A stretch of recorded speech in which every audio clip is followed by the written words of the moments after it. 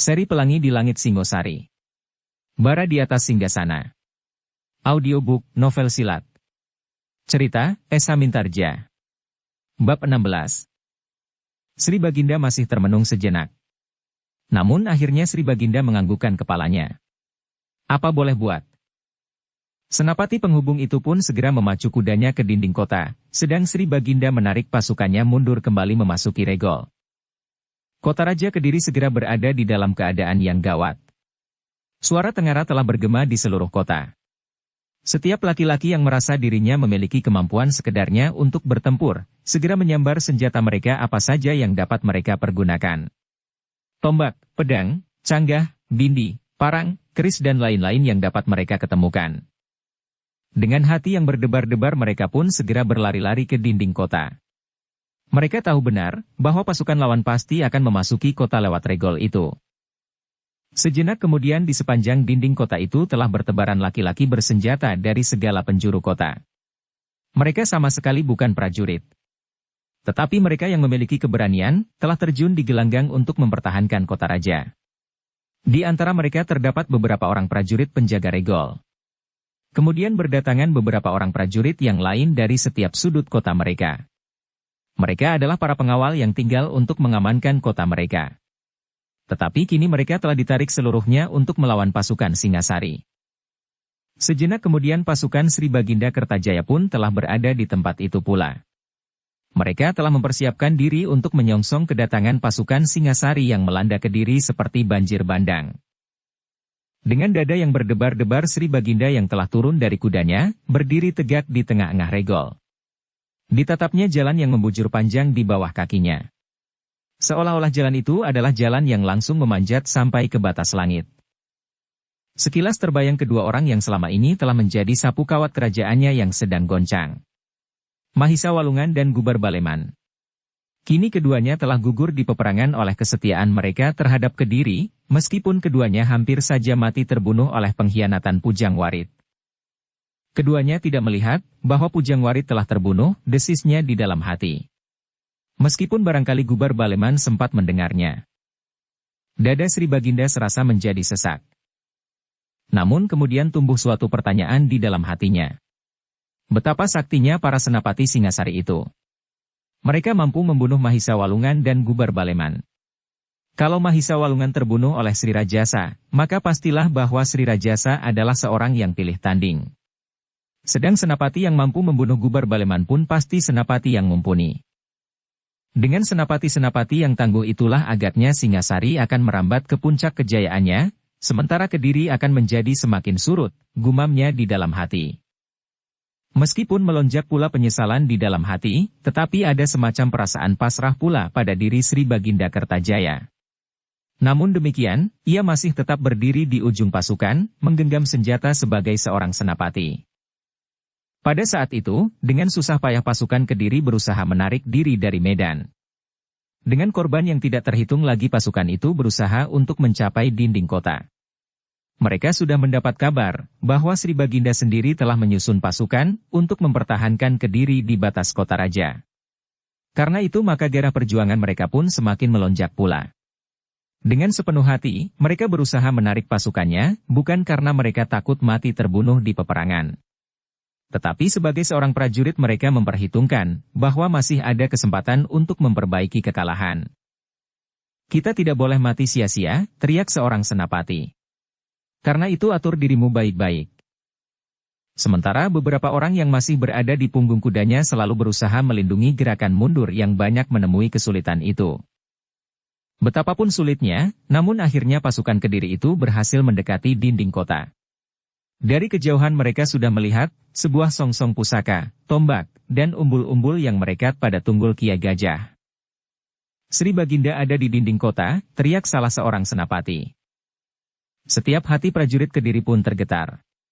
Betapapun mereka menjadi lemah, tetapi tekad mereka telah menyala kembali. Sepeninggal Mahisa Walungan dan kemudian Gubar Baleman, pasukan Kediri seakan-akan sudah tidak bertenaga sama sekali. Namun kini, pada tubuh yang lemah itu, seakan-akan telah tersiram air yang sejuk, menyegarkan. Sri Baginda yang melihat pasukan terdesak hatinya serasa telah menyala. Hampir tidak sabar lagi ia menunggu pasukannya sampai ke batas. Tetapi ia tidak dapat maju menyongsong pasukan Singasari dalam keadaan serupa itu. Menurut perhitungan nalar ia harus memanfaatkan dinding kota itu untuk bertahan.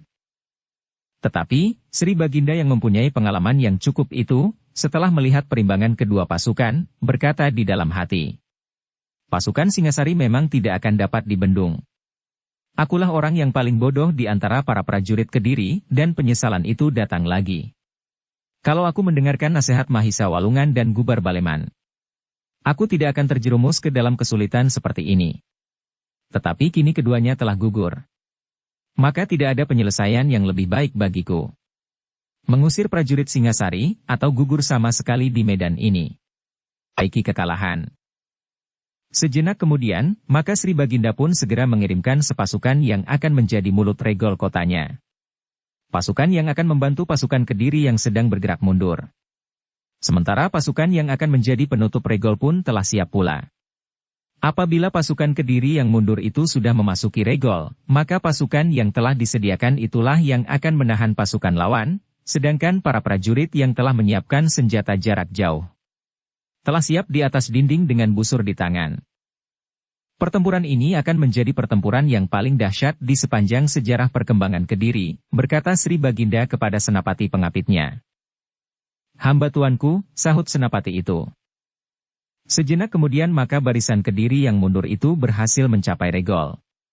Bahwa pasukan itu tidak pecah dan tercerai-berai itu adalah karena ikatan yang kuat dan keberanian yang tiada taranya dari para prajurit Kediri itu.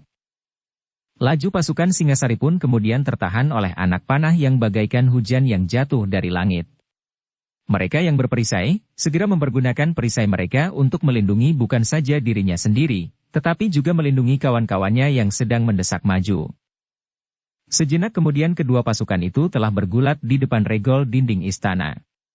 Pasukan Kediri yang parah, dengan susah payah menyusup di antara prajurit Kediri yang masih segar masuk ke dalam dinding, sedang pasukan yang memang sudah dipersiapkan telah mencoba menahan pasukan Singasari. Sri Rajasa dan Mahisa Agni yang tidak mempunyai lawan itu pun kini sempat berdiri berdampingan sambil membicarakan kemungkinan yang mereka hadapi. Kita pecah dinding kota, berkata Sri Baginda. Dinding ini terlampau tebal tuanku, sahut Mahisa Agni. Kita akan memanjat. Berbahaya sekali. Beberapa orang akan saling menyusun diri bersama. Sementara yang lain mencoba melindungi mereka. Mahisa Agni tidak menjawab. Tetapi cara yang disebut oleh Sri Rajasa itu adalah cara yang berbahaya sekali. Dengan mudah sekali orang yang berada di atas dinding kota yang tebal itu dapat menyerang mereka yang sedang mencoba memanjat naik. Tetapi cara lain memang sulit sekali diketemukan. Masuk melalui gerbang adalah hampir tidak mungkin. Gerbang yang tidak terlampau lebar itu telah tersumbat oleh pertempuran yang sengit. Prajurit yang sudah terlanjur bertempur di mulut regol itu, pasti tidak akan lagi dapat keluar. Maju mereka akan berhadapan dengan ujung senjata prajurit Kediri, sedang prajurit Singasari yang lain mendesak dari belakang, sementara prajurit Kediri pun mempertahankan jalan masuk itu mati-matian. Akhirnya perintah Sri Rajasa pun segera mengumandang di seluruh medan, dan segera pula ditanggapi oleh para senapati. Dengan cepatnya pasukan Singasari itu pun menebar dan berloncatan melekat dinding. Setiap jengkal seorang prajurit berdiri bertelekan pada dinding kota. Seorang kawannya yang lain memanjat di pundaknya dan kawan yang lain lagi harus meloncat pula naik. Kalau prajurit yang paling bawah merasa terlampau berat, maka seorang yang lain membantunya menahan berat tubuh orang yang ada di atasnya. Orang yang ketiga sudah akan dapat meloncat dinding apabila ia dapat mengatasi serangan yang datang bertubi-tubi dari para prajurit Kediri yang berada di atas dinding.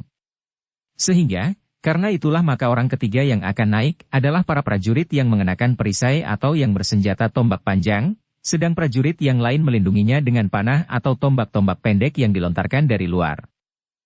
Demikian banyaknya prajurit Singasari yang melekat dinding kota itu, sehingga pada suatu saat terdapat juga bagian-bagian yang lemah dari para prajurit Kediri yang berada di atas dinding, sehingga ketika beberapa orang Singasari sempat naik ke atas dinding, maka seolah-olah mereka telah membukakan pintu bagi kawan-kawannya yang lain.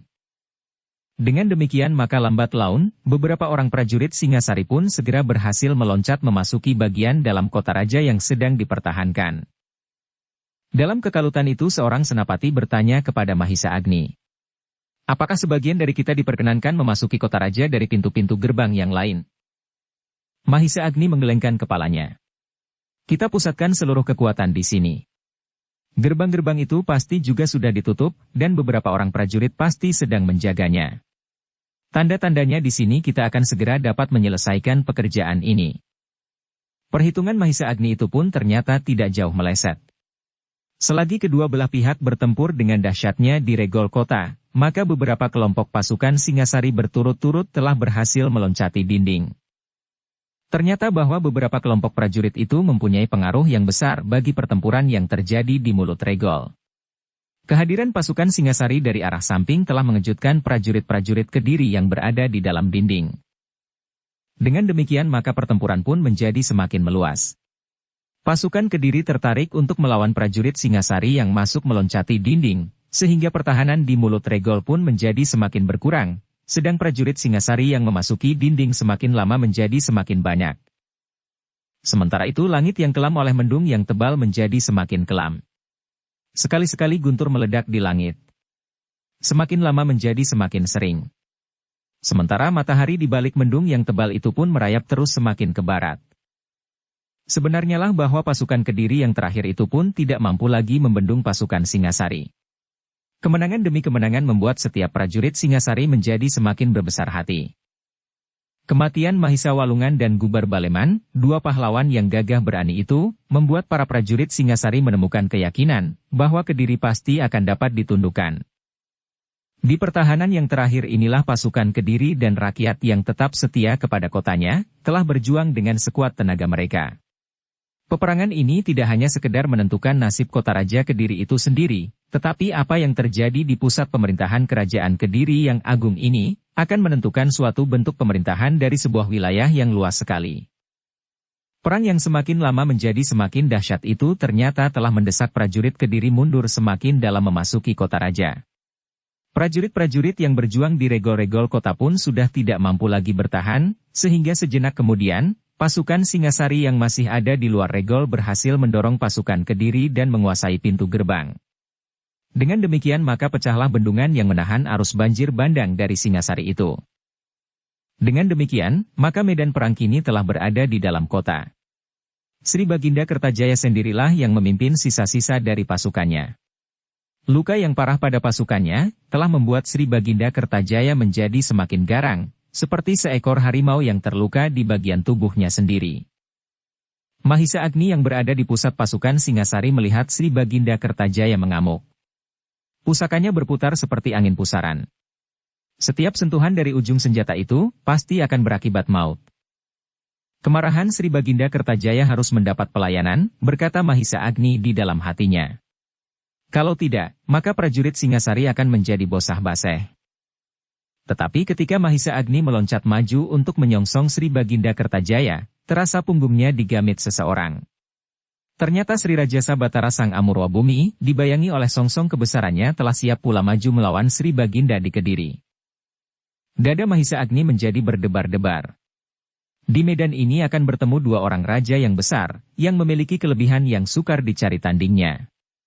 Sri Baginda Kertajaya dan Sri Rajasa Batara Sang Amurwa Bumi. Apakah tuanku akan menghadapi Sri Baginda Kertajaya sendiri? Bertanya Mahisa Agni di luar sadarnya. Sri Rajasa menganggukkan kepalanya. Ya. Aku akan melawannya.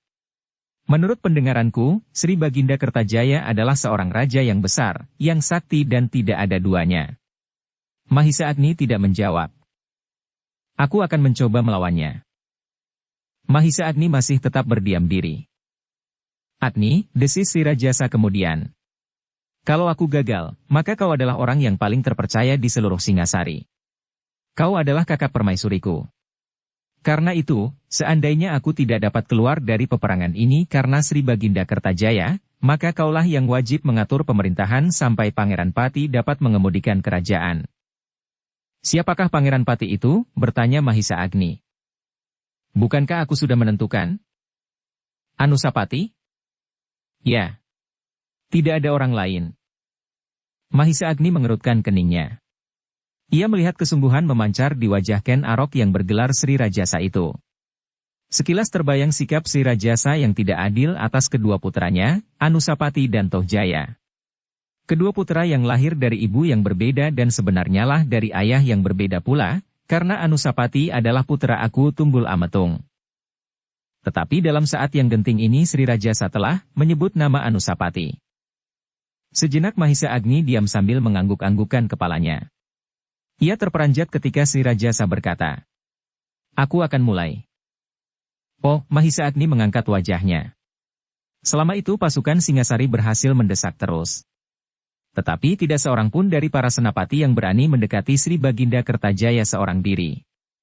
Di dalam kelompok yang terdiri dari senapati pilihan, prajurit Singasari mencoba membendung kemarahan Sri Baginda Kertajaya. Tetapi korban masih berjatuhan terus. Sejenak, kemudian maka Sri Rajasa pun melangkah maju di bawah songsong kebesarannya. Selangkah demi selangkah. Ditatapnya Sri Baginda Kertajaya yang mengamuk sebagai harimau luka. Siapa yang mendekat pasti akan tersobek dadanya oleh ujung pusakanya. Tetapi Ken Arok tidak menjadi gentar. Sejak kecil ia sudah ditempa untuk menghadapi bermacam-macam bahaya. Sekilas terngiang di telinganya sebuah suara yang memancar dari ketiadaan, selagi ia memanjat pohon tal ketika ia dikejar-kejar orang. Kalau aku memang akan binasa, binasalah aku saat itu. Tetapi Yang Agung masih melindungi aku, berkata Ken Arok di hatinya. Meskipun pada saat itu ia tidak tahu sama sekali, siapakah yang telah menunjukkan jalan pelepasan itu. Namun dari Empu Purwa ia mendengar untuk pertama kali, bahwa Yang Agung adalah sumber dari segala bentuk kehidupan. Kini Ken Arok telah menerjunkan dirinya ke kancah peperangan melawan Sri Baginda Kertajaya. Para prajurit dan senapati, seakan-akan telah menyibak ketika mereka melihat Sri Rajasa sendiri maju menghadapi Sri Baginda Kertajaya, sehingga di sekitar mereka berdua, para prajurit seakan-akan tidak sempat lagi untuk saling bertempur. Mereka menjadi ternganga-nganga melihat kedua raja besar itu bertemu di peperangan.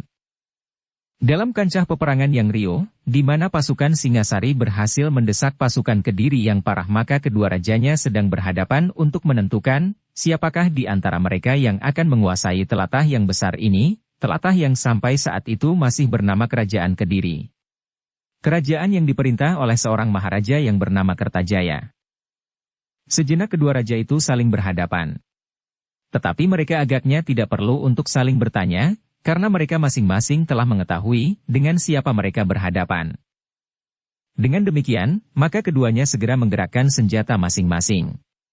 Sri Baginda Kertajaya dengan pusakanya, sebatang tombak dan Sri Rajasa mempergunakan sehelai pedang dan sebuah perisai kecil memanjang, terbuat dari kepingan baja yang tipis. Sejenak kemudian keduanya telah terlibat dalam perang yang dahsyat, senjata mereka saling beradu, memancarkan bunga api di udara, sedang guntur di langit masih juga meledak-ledak tidak hentinya. Selagi keduanya terlibat dalam perang tanding yang dahsyat, maka pasukan Singasari berhasil mendesak pasukan Kediri, sehingga mereka perlahan-lahan semakin terdesak mundur ke dalam kota. Karena itulah maka Sri Baginda Kertajaya pun kadang-kadang terganggu pula karenanya. Meskipun gerakan maju pasukan Singasari masih juga tidak dapat secepat di saat-saat pasukan Kediri kehilangan Gubar Baleman setelah mereka kehilangan Mahisa Walungan, namun untuk dapat bertahan di dalam kota, agaknya akan terlampau sulit. Dalam keadaan yang kalut itulah Sri Rajasa berusaha sekuat-kuat tenaganya untuk mendesak Sri Baginda Kertajaya. Namun ternyata Sri Baginda Kertajaya memiliki kemampuan yang lebih matang dari Mahisa Walungan. Meskipun pada dasarnya ilmu mereka didasari oleh bahan yang sama, tetapi umur Sri Baginda yang lebih tua, ternyata berpengaruh pula atas kematangan ilmu pada kedua kakak beradik itu. Itulah sebabnya, maka menghadapi Sri Baginda Kertajaya, Sri Rajasa mengalami beberapa kesulitan. Namun ketika Mahisa Agni mendekati arena pergulatan dari dua orang yang berilmu raksasa itu, Sri Rajasa berteriak, "Menyingkir kau Agni!" Tanpa sesadarnya Mahisa Agni surut selangkah. Dengan hampir tidak berkedip ia memandang pertempuran yang semakin lama menjadi semakin seru. Mahisa Agni sendiri adalah seorang raksasa di dalam olah kanuragan, sehingga dengan demikian ia dapat melihat imbangan kekuatan antara kedua raja yang sedang bertempur itu. Dalam pada itu, maka pertempuran antara kedua belah pihak semakin dahsyat pula. Prajurit Singasari mendesak lawannya semakin jauh. Dengan demikian maka timbullah jarak antara prajurit-prajurit Kediri itu dengan rajanya, Sehingga pada suatu saat, Sri Baginda Kertajaya itu pun terpisahlah dari para prajuritnya. Beberapa orang senapati yang tetap berusaha mengitari Sri Baginda, seorang demi seorang telah tersingkir. Bahkan penongsong Sri Baginda Kertajaya pun telah menjadi terluka parah dan tidak mampu lagi untuk tetap mengangkat payung pusaka Sri Baginda. Dengan tenaganya yang terakhir, penongsong itu telah mencoba menancapkan tangkai bendera itu di tanah. Kemudian perlahan-lahan ia jatuh terduduk. Tanpa disadarinya, kini Sri Baginda Kertajaya telah terkepung di dalam lingkungan pasukan Singasari. Namun demikian Sri Baginda Kertajaya sama sekali tidak menjadi berkecil hati. Dengan tekad yang bulat ia tetap bertempur dengan gigihnya. Yang masih tetap mendampinginya meskipun tubuhnya telah basah oleh darah adalah Senapati Kediri yang memanggul panji-panji yang terikat pada sebuah tunggul yang bernama Kia Gajah. Ketika Sri Rajasa melihat bahwa lawannya telah terpisah dari pasukannya, serta beberapa orang Senapati Singasari telah mengepung arena, maka Sri Rajasa itu pun kemudian berteriak, "Jangan ganggu kami. Kami akan menyelesaikan peperangan ini sebagai laki-laki." Seperti Mahisa Agni. Maka para senapati itu pun kemudian melangkah surut, membentuk suatu lingkaran yang membatasi arena perang tanding antara dua orang raja yang besar. Ketika Sri Kertajaya menyadari keadaannya, maka ia pun kemudian berkata, "Kau memang seorang raja yang besar dan jantan. Dengan sebuah perintah yang pendek, maka senapatimu dapat beramai-ramai membunuhku. Tetapi kau bermaksud untuk menyelesaikan pertempuran ini dengan perang tanding." "Iya," sahut Sri Rajasa. "Aku ingin menyelesaikan pertempuran ini dengan perang tanding. Apapun yang akan mengakhirinya." Tantangan Sri Rajasa itu telah membuat dada Mahisa Agni menjadi berdebar-debar. Ia, sebagai seorang yang memiliki ilmu yang hampir mumpuni itu pun dapat menilai bahwa Sri Rajasa memang berada di dalam kesulitan. Meskipun demikian Mahisa Agni masih belum dapat mengatakan bahwa Sri Rajasa akan dapat dikalahkan oleh Sri Baginda Kertajaya. Perang yang berkecamuk antara prajurit Kediri dan prajurit Singasari masih berlangsung terus. Prajurit Kediri semakin jauh terdesak masuk ke dalam kota. Sementara itu prajurit Kediri menjadi cemas ketika mereka menyadari bahwa Sri Baginda Kertajaya tidak mau menarik diri bersama pasukan yang bergerak mundur itu. Beberapa orang senapati Kediri yang setia segera berusaha menembus jaringan gelar pasukan Singasari.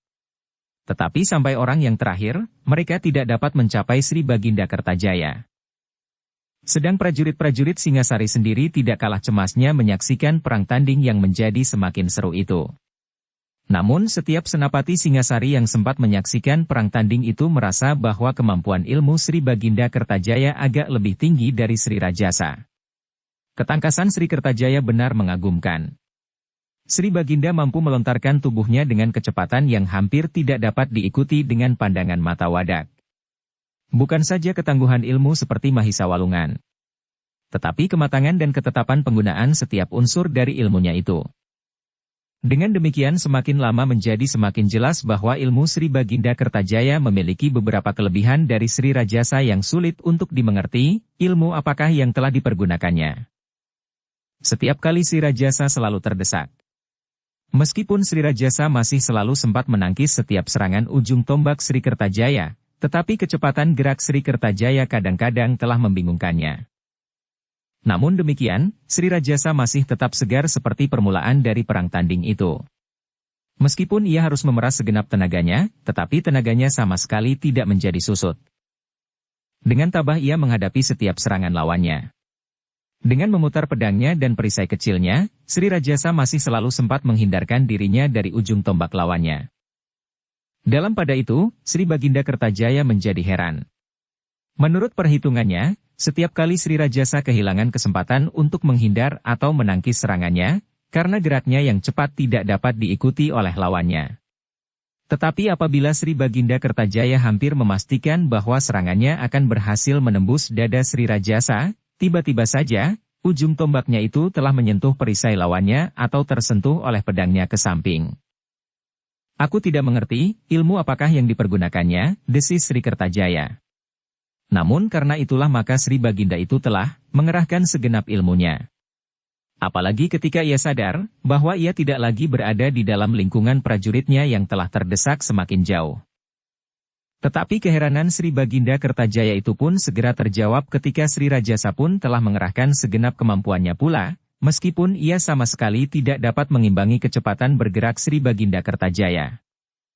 Ketika Sri Rajasa sudah sampai pada puncak pengerahan kekuatan lahir dan batinnya tanpa disadarinya sendiri, maka Sri Baginda Kertajaya pun terkejut. Seperti Mahisa Walungan, ia pun mampu menangkap sasmita yang memancar di atas kepala Sri Rajasa. Cahaya yang kemerah-merahan, yang hanya dapat ditangkap oleh indera seseorang yang berilmu mumpuni. Mahisa Agni yang berada di luar arena itu pun menarik nafas dalam-dalam. Itulah agaknya yang membuat Sri Rajasa mampu melakukan rencananya, karena ia mempunyai kelebihan yang tidak ada duanya. Dikasihi oleh dewa-dewa. Demikianlah maka pertempuran itu pun menjadi semakin seru. Tetapi juga seperti Mahisa Walungan, Sri Baginda Kertajaya telah pasrah akan nasibnya kepada Yang Maha Agung. Tetapi ia sama sekali tidak menyesal, seandainya ia tidak dapat keluar lagi dari perang tanding ini. Bahkan ada sepercik kebanggaan yang menyentuh perasaannya, bahwa dewa-dewa sendirilah yang telah mengatur akhir dari hidupnya. Namun demikian Sri Baginda Kertajaya tidak menjadi kendor. Ia masih bertempur dengan sekuat tenaga. Di saat terakhir ia berkeinginan untuk melihat, apakah yang ada di dalam diri Sri Rajasa itu selanjutnya. Para senapati yang tidak mempunyai indera setajam Sri Baginda Kertajaya dan Mahisa Agni, tidak dapat melihat cahaya yang kemerah-merahan itu. Karena itu, mereka pun menjadi semakin cemas, bahwa Sri Rajasa seakan-akan menjadi semakin terdesak. Namun yang tidak dapat mereka mengerti, dalam keadaan yang betapapun sulitnya, Sri Rajasa pasti dapat menyelamatkan diri. Seolah-olah mereka telah menyaksikan peristiwa yang tidak mungkin dapat terjadi. Tetapi yang tidak mungkin itu ternyata benar-benar telah mereka lihat. Bahkan sekali-kali Sri Rajasa itu terdorong demikian kerasnya, sehingga terbanting jatuh. Namun demikian cepatnya pula ia meloncat bangkit. Tidak hanya sekali dua kali, tetapi berkali-kali. Namun demikian, tenaga Sri Rajasa sama sekali tidak kelihatan susut.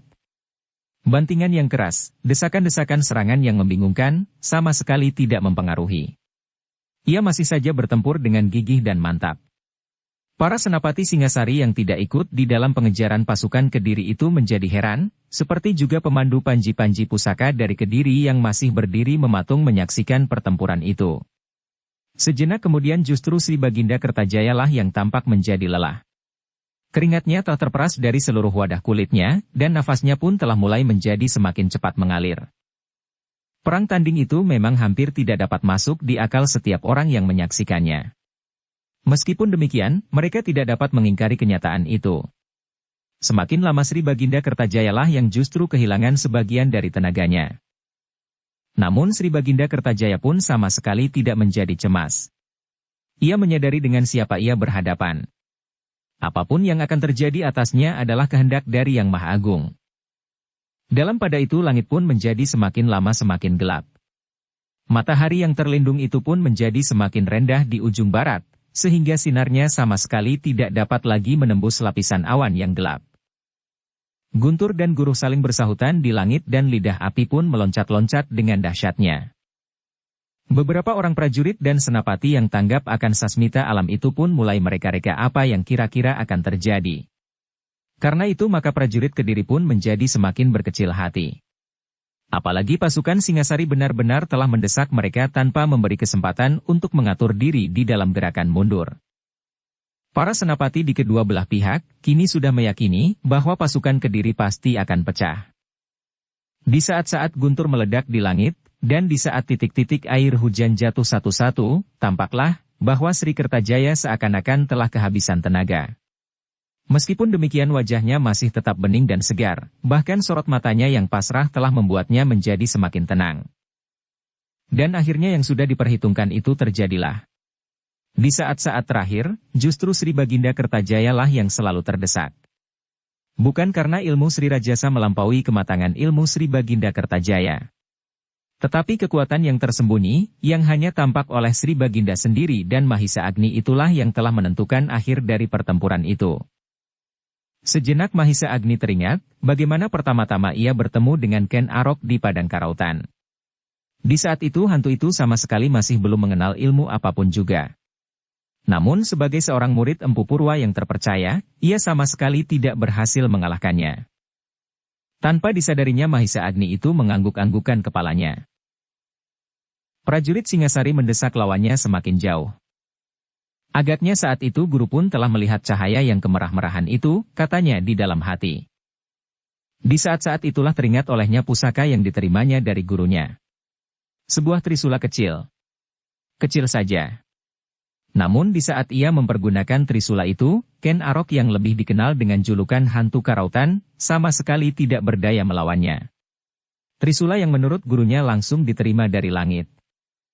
Ternyata bahwa senjata kecil itu telah membuat orang yang dikasihi oleh dewa-dewa ini menjadi silau, sehingga ia sama sekali tidak dapat memberikan perlawanan. Terngiang suara Hantu Karautan saat itu. Kau curang. Mahisa Agni menarik nafas dalam-dalam. Tiba-tiba terbersit di hatinya. Betapapun saktinya Sri Rajasa, namun aku memiliki sesuatu yang dapat mengimbanginya. Dalam pada itu, pertempuran yang dahsyat itu pun sudah mendekati pada saat-saat terakhir. Sri Baginda Kertajaya adalah seseorang yang memiliki tenaga yang tidak terkirakan besarnya. Namun melawan Sri Rajasa, tenaga itu seakan-akan begitu cepatnya terhisap. Karena itulah maka sejenak kemudian, kekuatannya sama sekali sudah tidak berdaya lagi untuk melawan sambaran pedang Sri Rajasa. Dengan kekuatan yang tidak terduga-duga besarnya, maka pedang itu pun terayun dengan derasnya. Sri Baginda Kertajaya melihat juga ayunan senjata itu. Tetapi tangannya seakan-akan telah membeku, sehingga dengan pasrah ia sama sekali tidak berbuat sesuatu. Dengan demikian, maka pedang itu pun segera terhunjam di dadanya. Dada Sri Baginda Kertajaya. Terdengar Sri Baginda berdesis. Namun kemudian ia tersenyum sambil bertelekan pada tangkai tombaknya. Katanya, kau adalah lantaran dewa-dewa untuk memusnahkan ketamakan kerajaan Kediri.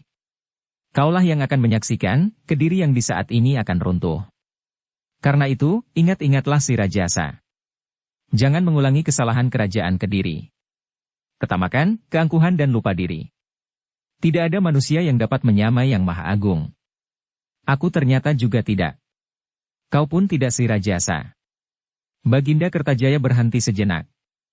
Tetapi tampaklah bahwa ia menjadi semakin lemah. Karena itu, pergunakanlah kehidupan Kediri yang lampau sebagai cermin bagi pemerintahanmu yang bakal datang. Sri Baginda tidak dapat berdiri tegak lagi. Sejenak ia terhuyung-huyung. Senapati yang setia, yang masih memegang panji-panji pusaka pada tunggul Kiai Gajah, mencoba untuk melangkah maju. Tetapi ternyata bahwa tubuhnya sendiri telah terlampau lemah, karena darah yang terlampau banyak mengalir dari luka-lukanya yang arang keranjang. Oh, desis Sri Baginda yang masih bertelekan pada tangkai tongkatnya sambil terhuyung-huyung. Kau masih di situ? Ampun tuanku, hamba tidak dapat berbuat apa-apa lagi. Terima kasih atas kesetiaanmu, desis Sri Baginda. Sebentar lagi aku akan mati, kembali ke alam asal mulaku. Hamba juga akan serta tuanku. Sri Baginda tersenyum. Kemudian ia berpaling kepada Sri Rajasa. Sri Rajasa, di saat-saat terakhir aku mempunyai permintaan kepadamu, apakah kau mengizinkan? Sejenak Sri Rajasa terdiam. Namun kemudian ia menganggukkan kepalanya. Sebutkan permintaan itu Sri Baginda Kertajaya. Apakah kau mau melepaskan orang ini? Sri Rajasa tidak segera menjawab. Biarlah ia menghadap adik-adikku di istana. Adik-adik perempuan. Biarlah ia memberikan kabar kepada mereka, bahwa aku telah mati di peperangan. Mati sebagai seorang prajurit. Dada Sri Rajasa tersentuh juga mendengar permintaan itu. Sebagai seseorang yang berjiwa besar maka Sri Rajasa pun menganggukkan kepalanya sambil menjawab. Aku tidak berkeberatan.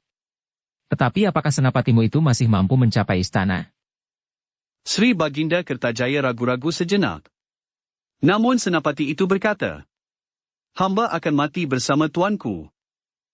Terima kasih. Tetapi aku akan lebih berterima kasih lagi kalau kau dapat mengatakan kepada adik-adikku, kepada Dewi Amisani, Dewi Hasin dan Dewi Paya. Senapati itu menundukkan kepalanya. Namun kemudian ia berkata, kalau itu perintah tuanku, hamba akan melakukannya. Sudah tentu apabila tuanku kehendaki, apapun yang akan terjadi, aku pasti akan sampai ke istana. Sri Baginda mengerutkan keningnya. Katanya terputus-putus. Terima kasih. Pergilah. Namun sebelum orang itu beranjak dari tempatnya, Sri Rajasa berkata, kau akan melalui medan yang pasti masih gawat dan berbahaya. Karena itu, biarlah ia dikawal oleh 2 orang senapati Singasari. Sri Baginda Kertajaya menarik nafas dalam-dalam. Katanya, pantaslah bahwa kau akan dapat menjadi seorang maharaja yang besar dan bijaksana. Aku sangat berterima kasih atas kesempatan ini. Senapati Kediri itu pun kemudian menyerahkan tunggul Kiai Gajah kepada Sri Kertajaya yang sudah tidak dapat berdiri tegak lagi. Ternyata bahwa Sri Rajasa telah mengizinkan senapati itu diantar dengan naik kuda penghubung, menuju ke Istana Kediri. Ketika kuda-kuda itu berlari meninggalkan Sri Baginda Kertajaya, maka Sri Baginda itu sudah tidak kuat lagi berdiri. Hampir saja ia terjatuh, kalau Mahisa Agni tidak cepat menyambarnya. Terima kasih, desis Sri Baginda Kertajaya. Aku sudah tidak kuat lagi. Perlahan-lahan Mahisa Agni pun melayaninya dan dibaringkannya Sri Baginda itu di tanah, sedang kepalanya diletakkannya di atas lengannya. Ternyata orang-orang Singasari adalah orang-orang yang baik, desisnya. Tetapi, kaukah yang bernama Mahisa Agni? Mahisa Agni menganggukkan kepalanya. Pantas, kau mampu membunuh Gubar Baleman, suaranya menjadi semakin lambat. Tetapi kalian adalah kekasih dewa-dewa. Peliharalah kerajaan Singasari yang sudah kalian rintis itu dengan baik, supaya kalian tidak terjerumus ke dalam kesalahan yang serupa seperti yang dialami oleh Kediri. Sri Rajasa pun kemudian berjongkok pula di sampingnya. Sambil mengangguk ia berkata, ya, aku akan menjaga Singasari dengan sebaik-baiknya. Sri Baginda tersenyum sejenak. Namun kemudian matanya pun terkatup rapat-rapat. Tarikan nafasnya yang terakhir telah membuat kepala Mahisa Agni dan Sri Rajasa tertunduk dalam-dalam. Seorang raja yang besar telah gugur, desis Mahisa Agni. Sri Rajasa mengangguk-anggukan kepalanya. Seperti pada saat gugurnya Mahisa Walungan, maka Sri Rajasa pun memerintahkan agar jenazah Sri Baginda Kertajaya diselenggarakan sebaik-baiknya seperti lazimnya bagi para pahlawan yang mempertahankan keyakinannya. Demikianlah maka Sri Baginda Kertajaya yang semula merasa dirinya sebagai pengejawantahan dewa-dewa tertinggi di langit. Pada saat-saat terakhirnya telah berhasil melihat ke dalam dirinya sendiri, bahwa bagaimanapun juga kurnia yang diterimanya. Namun ia tidak akan dapat menyamai Yang Maha Agung, yang melimpahkan kurnia itu kepada manusia. Dalam pada itu, Senapati Kediri yang telah terluka itu pun berpacu dilayani oleh seorang Senapati Singasari, dan dikawani oleh Senapati Singasari seorang lagi. Ketika di hadapan mereka tampak debu yang mengepul tinggi. Senapati itu menarik nafas dalam-dalam. Di medan itulah prajurit di kedua belah pihak sedang bertempur mati-matian. Dalam pada itu ketika tiba-tiba hujan tercurahkan dari langit, Senapati Kediri yang sudah lemah itu pun berpaling. Perlahan-lahan ia berdesis. Sri Baginda Kertajaya pasti telah gugur. Dari mana kau tahu? Hujan yang tercurahkan dari langit bukan pada musimnya, guruh yang meledak-ledak dan awan yang hitam kelabu. Senapati Singasari itu pun mengangguk-anggukkan kepalanya. Namun ia tidak menjawab. Ketika kuda-kuda itu mendekati medan, tiba-tiba beberapa orang prajurit Singasari datang menyergap. Namun mereka tertegun ketika mereka melihat bahwa di antara mereka yang berkuda itu adalah Senapati Singasari sendiri. Bahkan ada di antara para prajurit itu yang sudah mengenalnya. Aku mengemban perintah Sri Rajasa Batara Sang Amurwa Bumi, teriak salah seorang senapati itu. Sehingga, para prajurit itu pun kemudian menarik diri. Demikianlah setiap kali mereka harus menyatakan perintah itu, sehingga pada akhirnya mereka melampaui medan, yang dikuasai oleh pasukan Singasari. Namun di seberang medan itu, prajurit Kediri yang terluka itulah yang setiap kali menghalau prajurit-prajurit Kediri yang mencoba menghalanginya. Dengarlah, katanya. Ini adalah perintah terakhir dari Sri Baginda Kertajaya. Kenapa terakhir? Senapati itu merenung sejenak, namun kemudian ia memutuskan bahwa tidak ada gunanya lagi merahasiakan gugurnya Sri Baginda Kertajaya. Karena menilik medan yang semakin bergeser itu. Keadaan prajurit Kediri sudah menjadi semakin payah. Sri Baginda telah gugur. Hei! Senapati itu tidak menyahut lagi. Tetapi dilanjutkannya perjalanannya menuju ke istana. Kedatangan Senapati yang luka parah, diantar oleh orang-orang Singasari itu menimbulkan persoalan pada para pengawal. Tetapi akhirnya mereka tidak dapat menolak, ketika dengan dada tengadah para Senapati Singasari itu melepaskan senjata mereka sambil berkata, "Kalau kalian meragukan niat baik kami." Dengan demikian, maka prajurit Kediri yang luka itu pun dipapah oleh para prajurit Singasari sampai mereka masuk ke Keputren. Beberapa orang hamba istana menyaksikan hal itu dengan herannya. Selagi di medan yang dahsyat kedua belah pihak bertempur dengan dahsyatnya, bahkan saling membunuh, namun di sini kedua prajurit Singasari itu memapah orang-orang Kediri seperti melayani kawan mereka sendiri. Itulah buktinya, bahwa perang bukanlah tujuan para prajurit. Pada suatu saat, mereka akan mengenakan pribadi mereka masing-masing.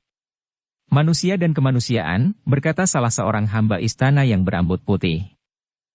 Kawan-kawannya mengangguk-anggukan kepalanya. Di sini mereka melihat dua dunia yang terpisah dari golongan yang sama. Prajurit yang berperang, dan prajurit yang berpelukan dan saling menyatakan sikap kemanusiaan mereka. Adik-adik Sri Baginda terkejut melihat kedatangan prajurit itu. Sejenak mereka menjadi ketakutan.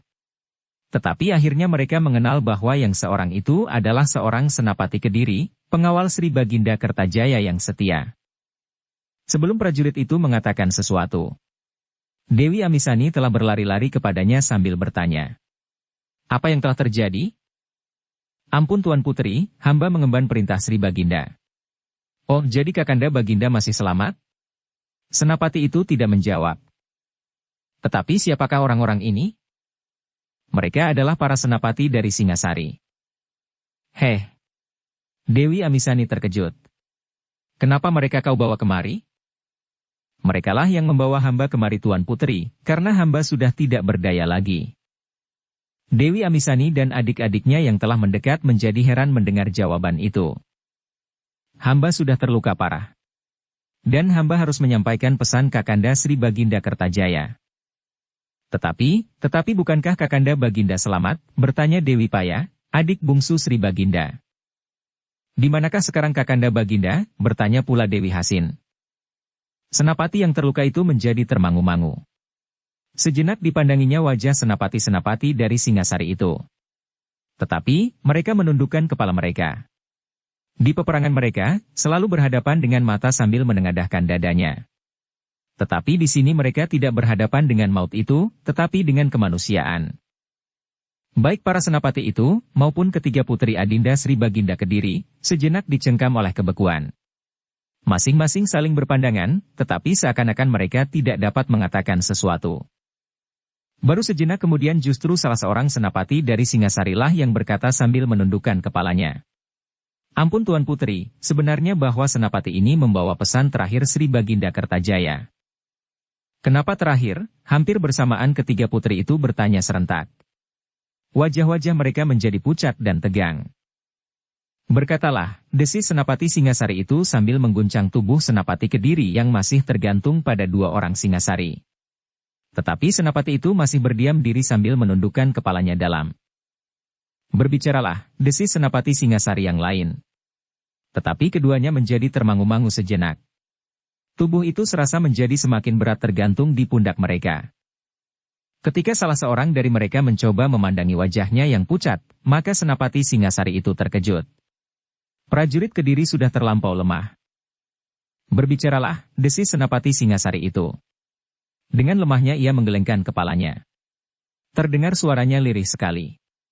"Aku tidak sampai hati mengatakannya. Tetapi harus. Kau harus mengatakan." "Ya." "Katakanlah," sahut Dewi Amisani. "Katakanlah apa yang sudah terjadi dengan Kakanda Baginda." "Tuan Putri," suara itu sudah hampir tidak terdengar. Hamba." "Ya, katakan," desis Amisani yang mendekatinya sambil mendekatkan telinganya ke mulut senapati itu.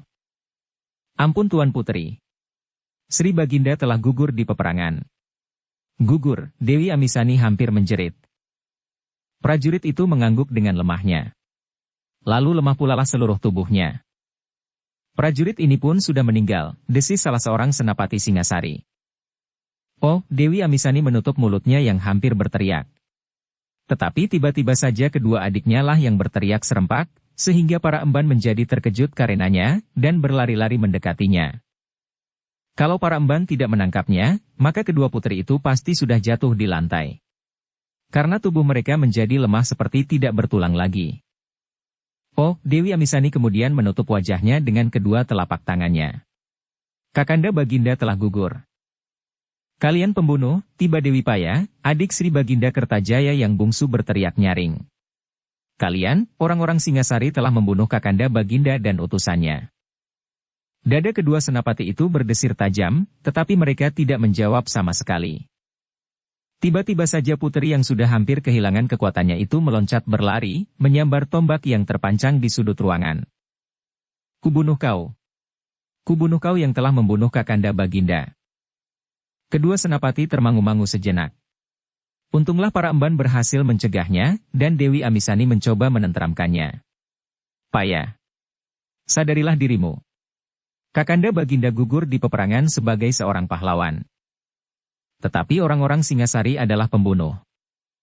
Dewi Amisani mengusap dadanya. Ia sendiri menjadi sangat bersedih karena kematian Sri Baginda Kertajaya. Tetapi agaknya ia sudah lebih matang, menanggapi keadaan daripada kedua adik-adiknya. Karena itu, maka didapatkannya adiknya yang bungsu itu. Sambil membelai rambutnya yang ikal ia berkata, "Jangan menjadi bingung adikku. Adalah menjadi salah satu pilihan dari para prajurit. Menang atau gugur di peperangan. Kali ini Kanda telah gugur sebagai seorang pahlawan. Jangan menyalahkan lawan." Kakanda Putri. Dewi Paya meloncat memeluk Dewi Amisani seperti anak-anak, sambil meledakkan tangisnya yang tidak tertahan lagi. Dewi Amisani masih membelai rambut adiknya yang kini ada di dalam pelukannya. Ketika ia berpaling, dilihatnya Dewi Hasin pun duduk sambil menutupi wajahnya yang basah oleh air mata. "Adik-adikku," berkata Dewi Amisani. "Marilah, ikutlah aku masuk ke ruang dalam." "Tetapi, bagaimana dengan Kakanda Sri Baginda?" bertanya Dewi Hasin. "Kakanda Baginda telah kembali ke alam dewa-dewa." "Lalu, bagaimanakah dengan kita Kakanda Putri?" "Marilah, ikutlah aku. Aku akan berbicara dengan kalian." Ketiga putri itu pun pergi meninggalkan ruangan itu tanpa berkata apapun kepada kedua prajurit Singasari yang masih berdiri termangu-mangu.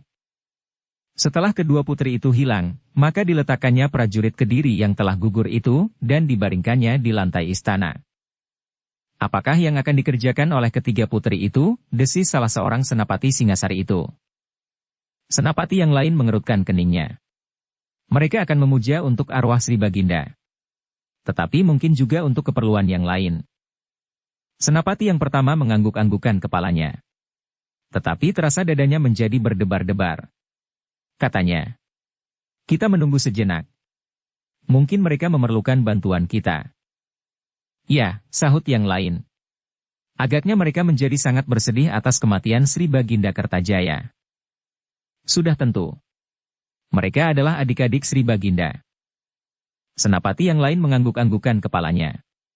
Tetapi terasa sesuatu menyentuh jantungnya. Ia tidak merasakan getaran seperti saat itu, di dalam keadaan yang paling gawat sekalipun. Sejenak kedua senapati dari Singasari itu berdiri termangu-mangu. Namun adik-adik Sri Baginda Kertajaya itu tidak menampakkan diri lagi. Meskipun demikian, kedua senapati itu tidak segera pergi meninggalkan ruangan itu. Dalam pada itu, ketiga putri itu pun segera memasuki ruang dalam istana. Setelah berbicara sejenak, maka mereka pun segera pergi ke Pakiwan. "Waktu kita tinggal sedikit," berkata Dewi Amisani. "Kita harus segera selesai. Aku tidak sudi menerima siapapun masuk ke dalam istana ini, apalagi berhubungan dengan mereka dalam bentuk apapun." Aku sependapat dengan keputusan itu, hampir bersamaan kedua adik-adiknya menyahut. "Marilah adik-adikku," ajak Dewi Amisani. "Marilah Kakanda Putri." Salah seorang senapati. Mereka pun kemudian mengurai rambut-rambut mereka yang hitam dan panjang. Kemudian menyiramnya dengan air yang diberinya wangian dan bunga-bunga. "Tuan Putri," bertanya seorang emban yang melayani ketiga putri itu. "Apakah yang akan tuanku lakukan?" "Aku adalah Adinda Sri Baginda Kertajaya dan Adinda Kakanda Mahisa Walungan." "Ya. Demikianlah yang hamba ketahui. Keduanya telah gugur di medan peperangan. Lalu, tidak ada yang pantas mengganti kedudukan mereka sebagai Senapati Agung selain kami bertiga. Tuan Puteri. Tuanku adalah puteri. Puteri yang tidak pernah mengenal tajamnya senjata. Sudahlah emban. Sediakan apa yang aku perlukan. Tuanku. Dalam-dalam. Dewi Amisani tersenyum, meskipun senyumnya adalah senyum yang penuh dengan rahasia. Emban yang melayaninya tidak bertanya lagi meskipun masih juga selalu dibayangi oleh keheranan. Beberapa orang emban yang lain pun menjadi bertanya-tanya di dalam hati, apakah sebenarnya yang akan dilakukan oleh ketiga putri itu. Sejenak kemudian, setelah ketiganya selesai dengan membasahi rambut mereka dengan wangian dan bunga-bungaan, maka mereka pun kemudian masuk ke dalam bilik mereka. Tunggulah di luar emban, berkata Dewi Amisani. Embannya menjadi semakin berdebar-debar. Tetapi ia tidak berani memaksa untuk ikut serta masuk ke dalam bilik itu. Di dalam bilik, ketiga putri itu pun kemudian mengemasi diri mereka. Mereka mengenakan pakaian mereka. Bukan pakaian yang gemerlapan dihiasi dan disulami dengan benang-benang emas. Tetapi mereka telah mengenakan pakaian mereka yang serba putih. Sejenak kemudian mereka pun telah selesai berpakaian. Dengan tanpa ragu-ragu mereka pun kemudian mengambil beberapa helai pusaka istana dan mengenakan di lambung mereka. Masing-masing sebilah patrem. Ketika mereka keluar dari dalam bilik, maka para emban pun menjadi semakin cemas. Salah seorang dari mereka memberanikan diri untuk bertanya. Tuan Puteri, apakah yang akan Tuan Puteri lakukan? Dewi Amisani lah yang menjawab. Sudah aku katakan bukan. Tidak ada orang lain yang wajib mengangkat diri menjadi Senapati Agung selain kami bertiga. Tetapi. Sekali lagi emban itu melihat senyum yang tersungging di bibir Dewi Amisani. Kami akan ke Sanggar Pamujan sejenak. Setelah itu, barulah kami akan melakukan kewajiban kami. Bersambung ke bab 17. Dukung kami dengan subscribe, follow, like, komen dan share. Terima kasih.